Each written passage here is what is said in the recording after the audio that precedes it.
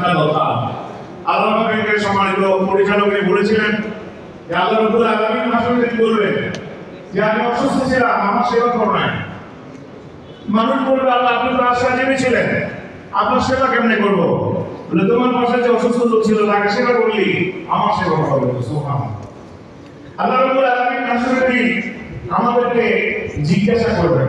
আল্লাহ বলছেন বিমা কাসাবাত আইদিন নাস, তুই হাতে যা অর্জন করবে তাই তোমাদেরকে দেওয়া হবে। ওয়ালা তুযামুনা ফাতিলা, তোমাদের উপরে টাকা পরিমাণ জুলুম করা হবে না।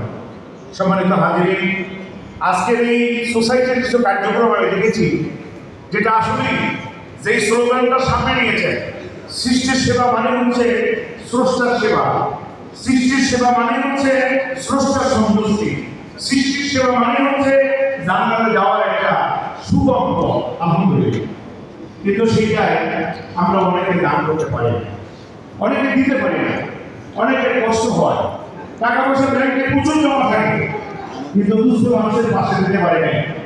আপনারা দেখছেন আফগানিস্তানে ভূমিকম্প হয়েছে, আফগানিস্তানের মানুষের পাশে বাংলাদেশের যত মানুষ আছে তা দিয়ে তারা শরীর হয়েছে।